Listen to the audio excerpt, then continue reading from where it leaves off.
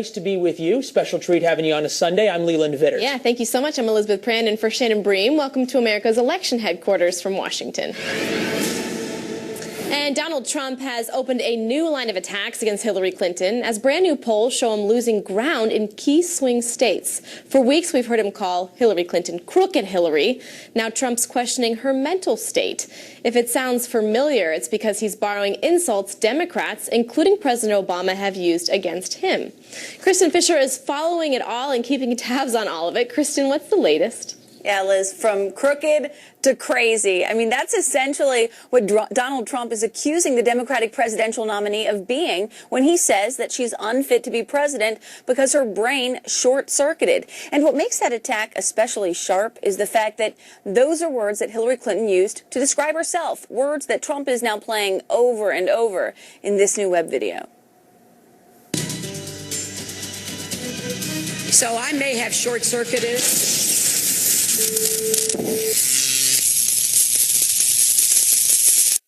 into a short-circuiting robot. Well, then Trump brought it up again at a rally last night in New Hampshire.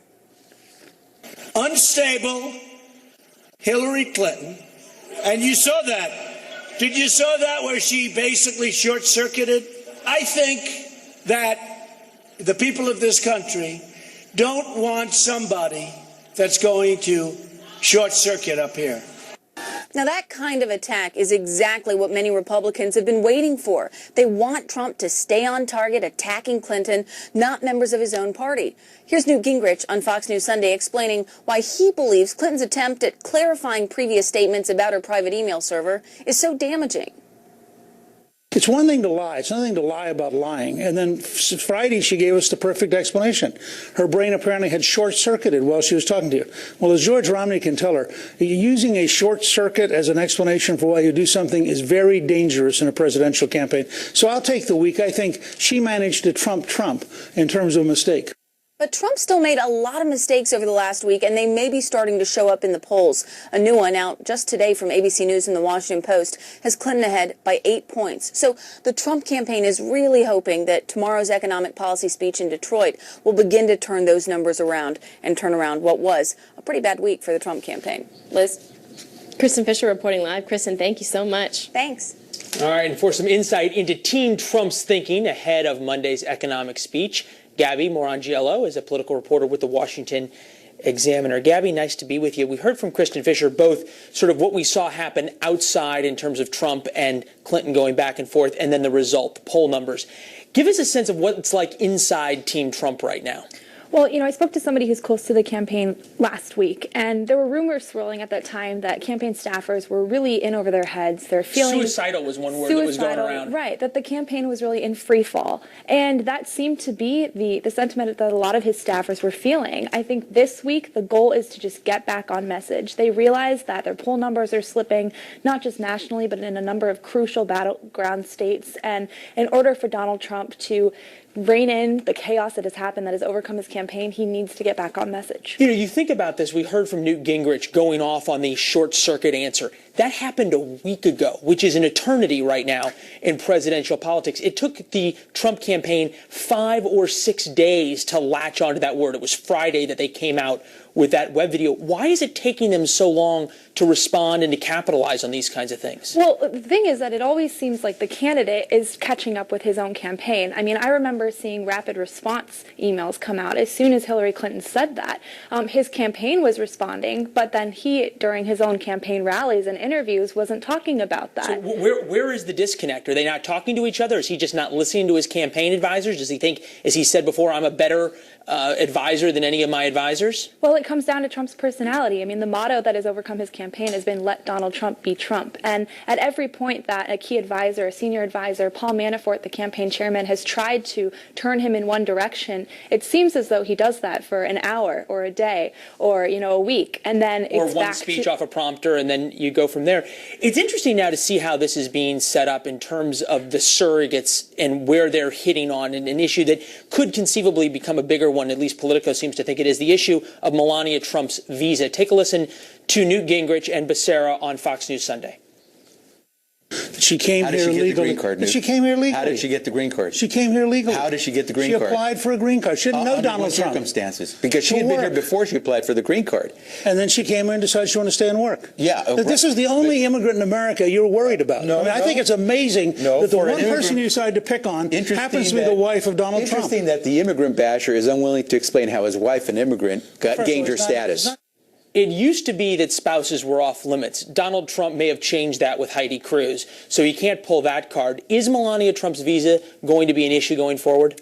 Well, I think the further that journalists look into this and what's uncovered about it, it could be. Right now, the Trump campaign has tried to pivot any discussion about Melania Trump's immigration status or her history as an immigrant away from that. They do think that she is off limits, although Trump has gone after Bill Clinton pretty seriously. So, Gone after Bill Clinton, went after Heidi Cruz, among others. How does that play out, you think? Is it better for Team Trump to just say, okay, look, we're almost 90 days from the election, let's sort of try to move the Melania issue out of the way? Or is it this sort of deny and push away a better idea? I don't think the deny and push away tactic has worked well for the campaign. If I were them, I would at this point just issue a statement, get this out of the way. Melania Trump did come out and say, look, I have always abided by the immigration laws of this country, period. I think that was a strong statement, but the campaign should echo that, absolutely. And also see what facts come out to whether they back that up or not. Gabby, nice to be with you. Thanks so much for coming in. My pleasure. All right, good to see you. Liz? All right, let's go to the other side of the aisle. Hillary Clinton is expected to roll out her economic plan in Detroit later this week, right on the heels of Donald Trump. In a brand new Fox News poll, voters say they trust Donald Trump over Clinton when it comes to the economy. Brian Yennis is following this story and joins us with the very latest. Hi, Brian. Hi, Elizabeth. Well, with Donald Trump expected to unveil his economic plan tomorrow, Hillary Clinton will counterpunch with a major speech on the economy on Thursday in Detroit, Michigan, the same place where Donald Trump will be making his speech. A Clinton campaign official telling Fox News she will present a clear contrast between her plan and Trump's, outlining how she will help everyone while Trump's proposals will simply benefit the wealthy. This, as a new Washington Post ABC News poll released today, shows a lead for Clinton over Donald Trump. The poll showing Clinton up by 8 points over Trump, 50 to 42% among registered voters. Important to note, this poll was done Monday through Thursday in what has been considered Trump's worst week yet of his campaign. And speaking of Trump's worst week yet, Clinton is making sure voters don't forget it. This weekend, her campaign releasing a new web ad highlighting key moments like inter-party fighting after he failed to endorse House Speaker Paul Ryan and Senator John McCain, and attacking the family of a fallen soldier, the cons. Two Clinton super PACs also releasing a new ad today, which will run nationally and in 8 key battleground states. The ad features a Gold Star mother who lost her son in a roadside bomb in Iraq. The sense of emptiness that only losing a child can bring. Those people should be honored and treated with kindness for the rest of their life. And I don't think that Donald Trump will ever understand that. Earlier today on Meet the Press, Clinton's running mate, Senator Tim Kaine, reiterated that Clinton is apologetic about using a private email server, and he made the following promise. He said it was a mistake. I am not presumptuous enough to start thinking about how I'm going to do things after November. But I know that this is something that she's learned from, and we're going to be real transparent, absolutely. Clinton hits the campaign trail again tomorrow in Florida. Elizabeth? All right, Brian Yennis reporting live. Brian, thank you so much. That I know you can't comment directly about the pending email releases from WikiLeaks, but you expect more about the Clinton Foundation? Yes. Do you believe she can win, given the emails you've so far not Can released? she win the election? That's an interesting question. I wouldn't be willing to say so far. The evidence that the FBI has is enough for a grand jury to indict. It's a crypto conversation. That was WikiLeaks founder Julian Assange teasing a potential October surprise. Let's bring in Daniel Halper, the Washington Post bureau chief from the New York Post. Thank you so much for joining us, Daniel. It's great to be here. I want to get your reaction because we're starting to hear rumblings, and we have heard it before, that there could be more emails pertaining to Hillary Clinton that we could see. If that does happen, if it does happen in October, is that something that she can survive? Are her supporters going to support her no matter what? Because we've seen some pretty damning evidence so far. Well, the short is we don't know, because we don't know what those revelations would be. But let's review the last month. WikiLeaks had a trove of stolen emails from the Democratic National Committee. They put them online. The findings were devastating, and the entire leadership of the DNC had to resign in the wake of that. Now, if that happens in October and the revelations are just as bad, well, it could be a huge, it could be a huge October surprise, and it could change the trajectory of the election. If you're Donald Trump, I'm not sure you want to bet on that, but it's a huge sort of external factor that's weighing in on the Clinton campaign, and they just don't know how to react at this moment. What type of impact does that have on a campaign when you see so many members of the National Committee really having to resign in the midst of the last 3 months of the election? I think on the one hand, it's bad because it's always bad when you lose, when there's that sort of instability. On the other hand, the Clinton campaign was essentially the Democratic National Committee. They were more powerful. They had the establishment in their back pocket. It's not really as determinative as it might have been if it were on the Republican side, say, who was playing a much larger role in the Trump campaign.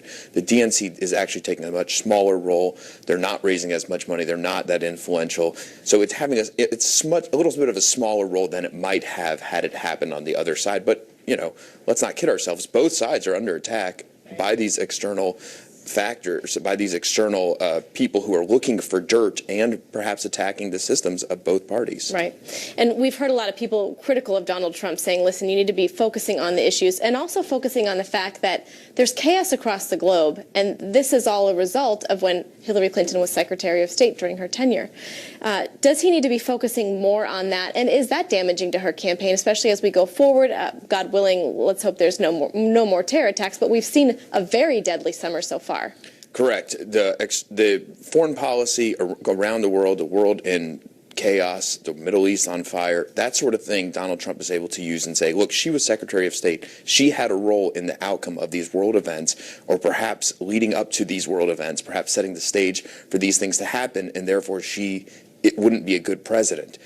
I think that's a big factor, and big argument Donald Trump will be making as we go on, that every time something bad happens in the world, he's going to try to pin on Hillary Clinton. Of course, Hillary Clinton hasn't been there for 3.5 years, so she will say, but she is running to be the third term of Obama, as she has accepted herself. And so, by the way, that also doesn't relate just to foreign policy. Domestic events, too, I think he's able to pin on Hillary Clinton, who is tied so closely to Barack Obama, and that's sort of those two, the leaked documents and then the foreign and domestic affairs, those are the external factors that really neither of the campaign is able to control. All right, another thing that they seem to not be able to control is her response into whether or not she knew that there was classified material on that server. I want to play a soundbite for you and get your reaction. Listen here. What we have here is pretty much what I have been saying throughout this whole year, and that is that I never sent or received anything that was marked classified. That was her press conference. From what she has been saying, with all due respect, I feel like there has been a lot of versions of what she has been saying. Am I the only one who's confused? No, I think everybody's confused, and I think it started a week ago when she was talking to Chris Wallace, and he asked her directly, and she said that the FBI director said that she always told the truth. Well, the FBI director didn't say that in his testimony, and so she has been in a predicament. Everybody knows that she's untrustworthy. At least that's the public opinion of her, according to polls. So if she admits that she didn't tell the truth, well, then she concedes a huge factor, and it hurts her biggest vulnerability. So she doesn't want to do that. So she's sort of in this bind where she keeps on telling something that isn't true, so that she doesn't have to admit that what she said was not true. It's it's like this circle, and she gets in this cycle where she's not able to break it, and it shows that she's not quite fast-footed, and that she's not able to sort of break away at a moment when really all the attention could be on Donald Trump and all the problems that he's had in his own campaign. Yeah, I think I heard one op-ed, and I wish I knew so I could credit it. I think they said her responses are like a pretzel. She keeps on tying them in like a pretzel. So, Daniel, thank you so much for joining us. I appreciate it, breaking down all these aspects of the campaign. Thank you. Great to be here. Thank you. In Iran confirmed it executed a nuclear scientist accused of being a U.S. spy. Here he is, Sahram Amiri, had been in Iranian custody since 2010. He claimed the U.S. forcibly took him in 2009 on a pilgrimage to Mecca and that he had been physically and mentally tortured. U.S. officials told the BBC at the time he had defected of his own free will and provided useful information to the United States. Returning to Tehran a year later to a hero's welcome, Amiri was eventually arrested and charged with treason. We're going to take a look at how this execution fits into the national security debate between Hillary Clinton and Donald Trump, coming up a little later in the show. And we're learning new details today about the Obama administration's weapon of choice in the fight against terror. Remotely piloted aircrafts, commonly known as drones, have been striking terror targets in Pakistan and other countries. But concerns arose that innocent civilians are also being killed. Those voices prompted the White House to release its drone policy, which we're just learning more about this weekend.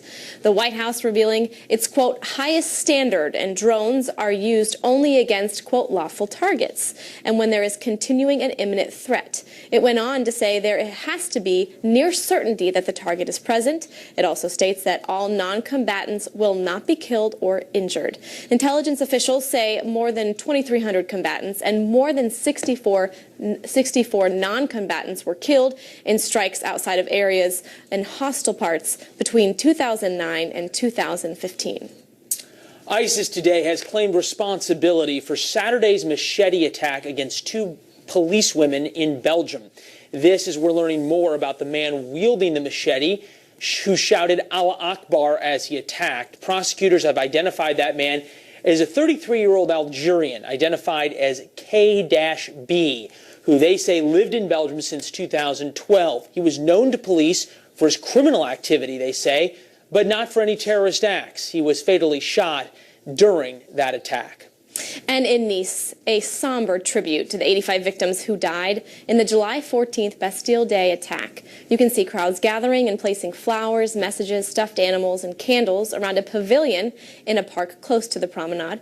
As you remember, it was there the 31-year-old attacker drove a large truck over a mile stretch through the parade. Authorities are still trying to find evidence that he had any links to a terror group. Coming up on the show, it may look and taste like candy, so why did it lead to a trip to the hospital for a number of concert goers? And searching for answers after a California skydiving adventure goes horribly wrong. And if hurling political insults were an Olympic event, who would win the gold? Well, here it is. You be the judge.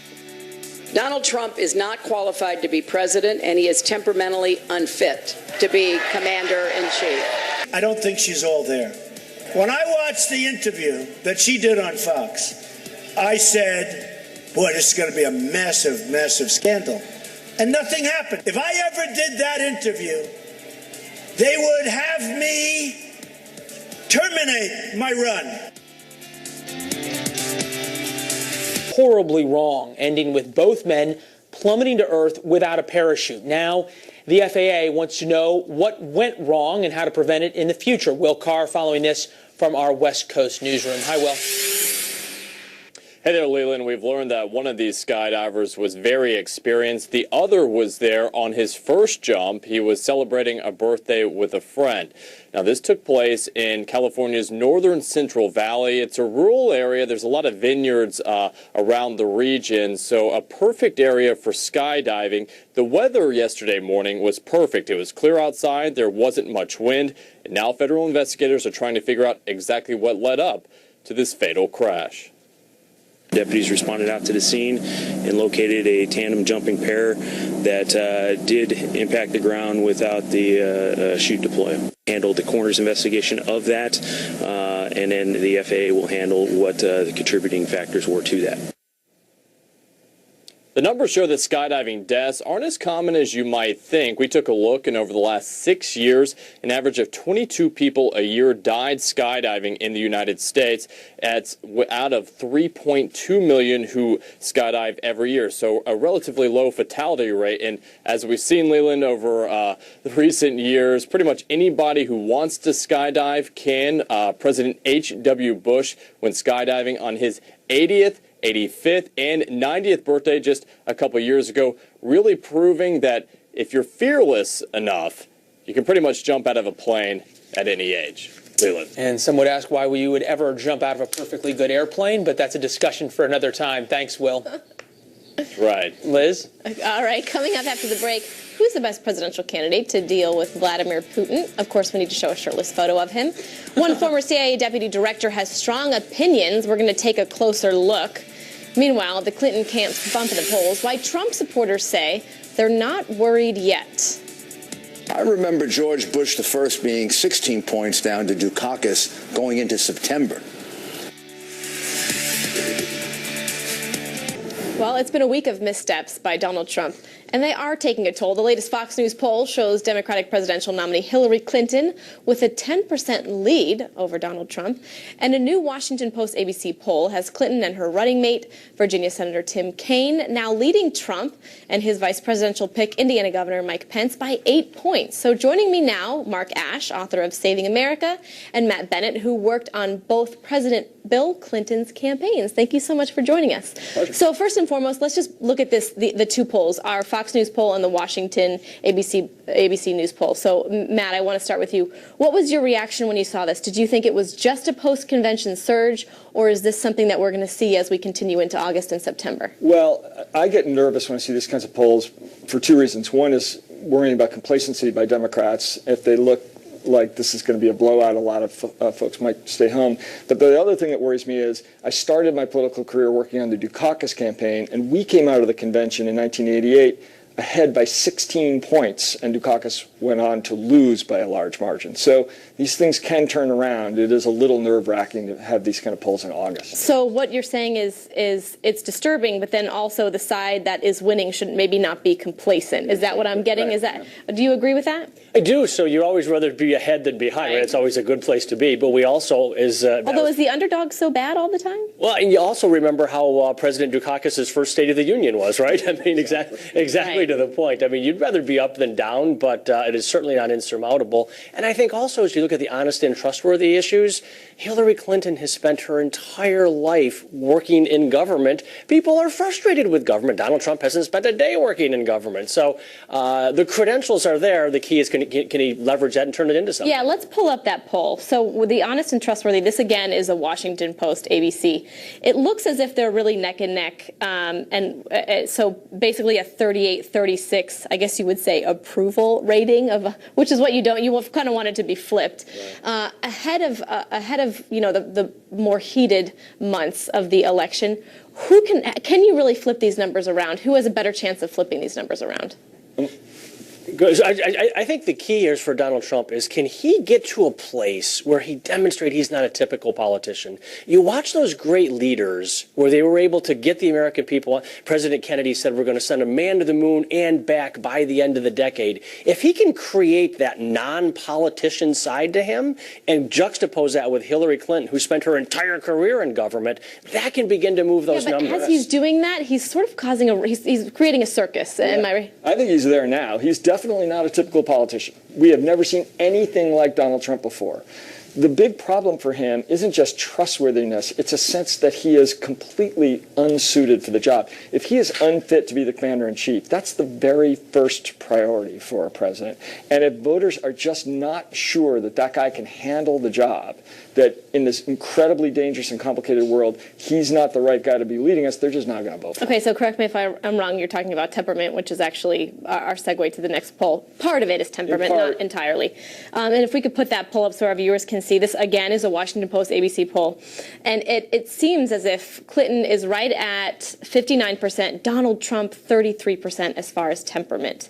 Do you need temperament to win an election? You do. Good temperament. I mean, this has never really come up before. Nobody asked about temperament when it was Mitt Romney against Obama, or it was Bob Dole running against Clinton. You were just assumed to have the right kind of temperament to be president if you got to the nomination. But again, Donald Trump is like nothing we have ever seen. And this last couple of weeks where he's doing all these seemingly insane things and offensive things really have people worried. Okay, but temperament or jobs? And I'll give you the last word. Yeah, so I think you go to this piece we were talking this morning, Newt Gingrich was speaking about, we're to the point where we're lying about the lies that we told, right? And so if we're going to talk about temperament, I think it does, cut both ways with those things. I think that the key for Donald Trump is he has got to demonstrate, do you want an election of certainty, right? Hillary Clinton, we know what the end of her first term is going to look like. We're going to be $23 trillion in debt rather than 19.5. We know what that guide path is. Or do we want the path of disruption to get government to actually begin to produce results for people? Do you want to pick certainty, or do you want to go with disruption? Yeah, some people are looking for everything to be flipped upside down. So we'll see. Matt? Certainty has not been good. Yeah, thank you so much for joining us. We'll see what happens, and we hope to have you back. Thank you. Thank you. And coming up, who the voters say is the best when it comes to national security. We didn't get to that, so we will.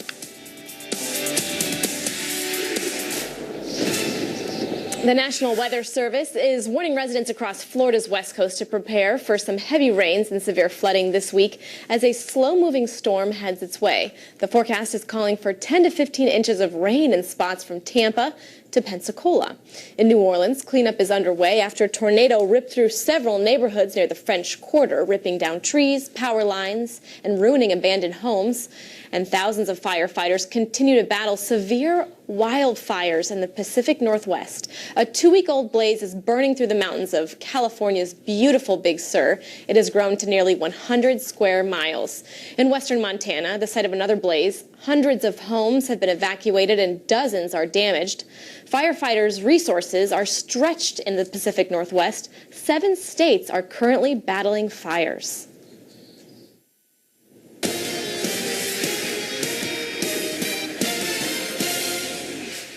Depending on which poll you read, national security and terrorism is either the first or second issue voters care about the most. And we are now seeing how that debate will frame up.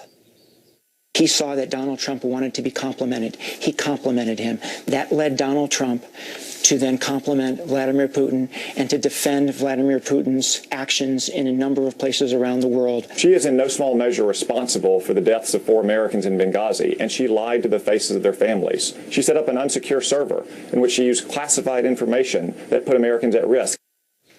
Joining us now, John Hanna, Senior Counselor for the Foundation of the Defense of Democracies. Nice to see you, sir, from Raleigh.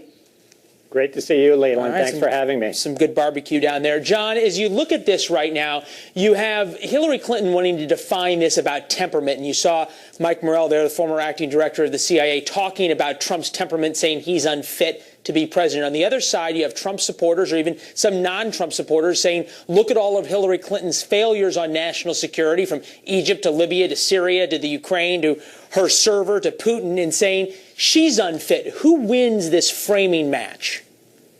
Well, we're going to find out in November. I think they both have tremendous baggage, Leland. I think, Mike Morell is a consummate professional who served both administrations from both parties really well for several decades. And I do think he represents probably the center of the American national security establishment that has really been disturbed by some of the things that Donald Trump has said, particularly his calling into question the foundational premises of the Western alliance that kind of provided peace and security in the world for most of the last 70 years. But if you look at the Obama administration record, and if you're able to tie Mrs. Clinton to that, to the disastrous withdrawal from Iraq, artificial timelines in Afghanistan, the failure of Libya, I think she's got real weaknesses as well. You think about those failures of the Obama administration, and even people within the Obama administration, the president himself says, hey, look, we screwed up Libya. Then you look at Iran and the Iran nuclear deal sort of coming back into the news because of the ransom payment, the $400 million that the administration can't seem to call a ransom payment.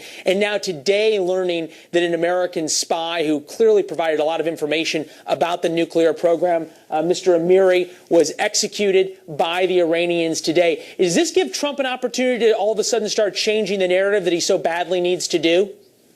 Oh, absolutely. I think he ought to stop talking about questioning Article 5 of the NATO treaty and really focus entirely on the disasters of this administration and the extent to which the wheels have just come off American national security policy.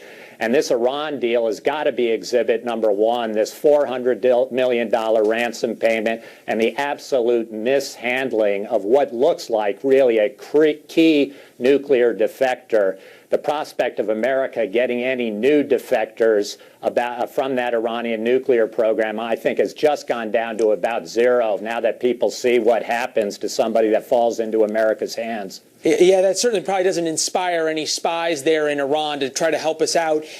Going forward, so much of the national security debate from Trump's perspective is, look, I can make deals. I'm going to make better deals.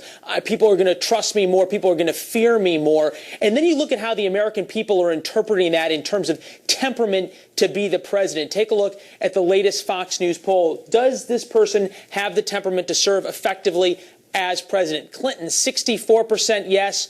Trump, only 37% say yes. How much of that do you think has to do with Trump's talking about questioning NATO and some of these other issues that, to your point, have been bedrock principles of American foreign policy?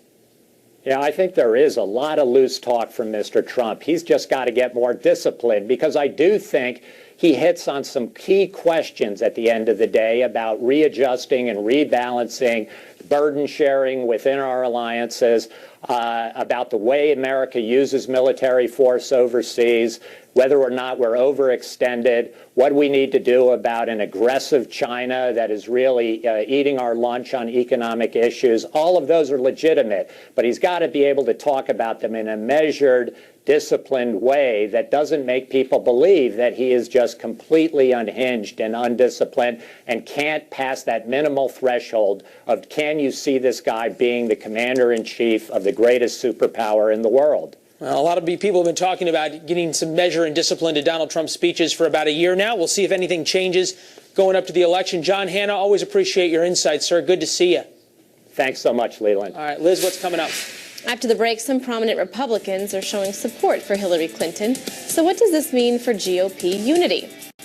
And a village in India finds a surprise visitor in their local well. We'll tell you about it after the break. Enforced rangers when they discovered a female leopard had fallen into a 20-foot deep well. Rescue teams spent about 4 hours trying to bring the leopard onto a makeshift platform. They were eventually able to put her in a cage and release her back into the wild. And just so you know, she was uninjured. Let her be happy.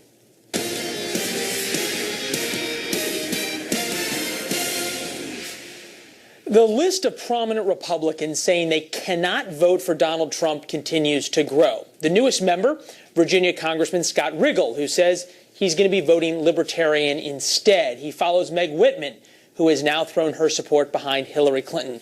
Joining us now for some analysis, Matt Mackowiak, Republican strategist, former communications director for Senator Kay Bailey Hutchinson. Matt, nice to see you. Hey, Leland, good to be with you. Thanks so much. You know, you think about these endorsements, and we in the press love to talk about it, love to talk about, will Trump endorse Paul Ryan, won't he? What about John McCain? What about Kelly Ayotte?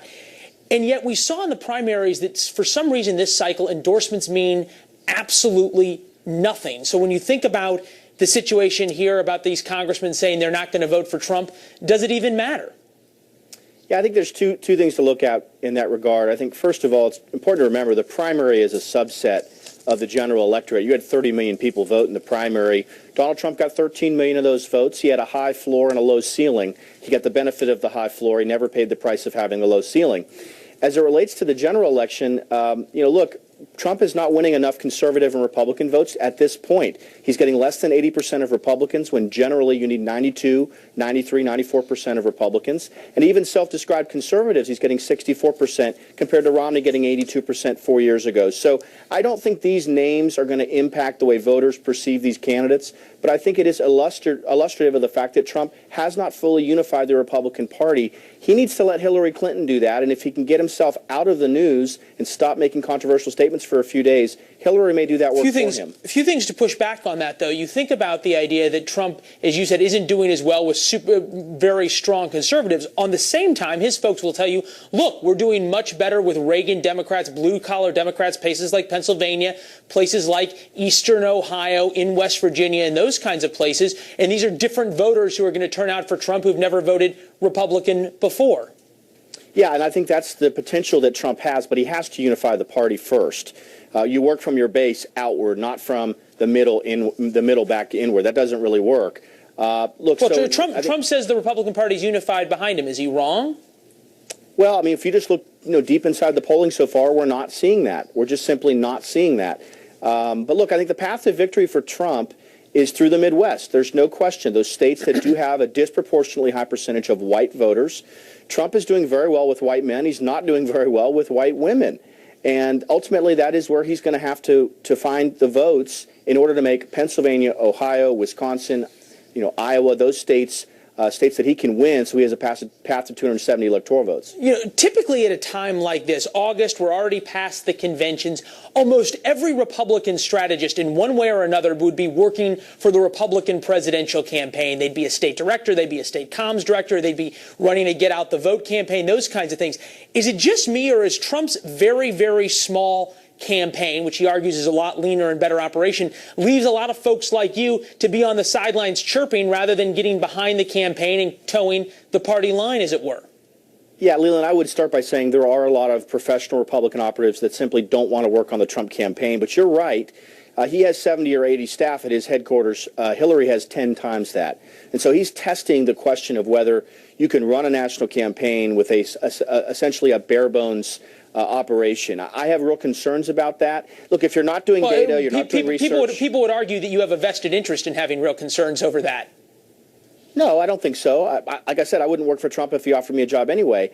But again, my concern is that you have to have a big enough campaign that you have a surrogate department, a fully staffed communications team, that you're doing polling and data and research. I don't know that they're doing all that. And so I think they could be running a better campaign. August is a crucial month for them to get back on solid ground so they have a chance to start making the race competitive in September when the debates come around. Well, when the debates come around, and also big questions in terms of how much debate prep Donald Trump is going to be doing and the like. Matt, appreciate you being with us from down in Austin. All the best, sir. My pleasure. Thank you. Talk to you soon. And after the break, she has been making us laugh for generations. But a statue made in her memory is leaving her fans scared. We're going to explain why her hometown is trying to make amends by unveiling a new statue this weekend just in time for her 95th birthday. We'll give you a look coming up. She's nailed this one. I mean, she hit it right out of the park. Thrasher from West Virginia won the first gold of the Olympic Games in the women's 10-meter air rifle competition. Swimmer Chase Kalish picked up the first silver medal for the United States, the men's 400 individual medley. China currently leads in the overall medals race with 6. U.S. and Japan follow up 5 apiece. Australia, and boy, could their swimmers swim last night, along with Hungary, are tied for the most gold at 2 each.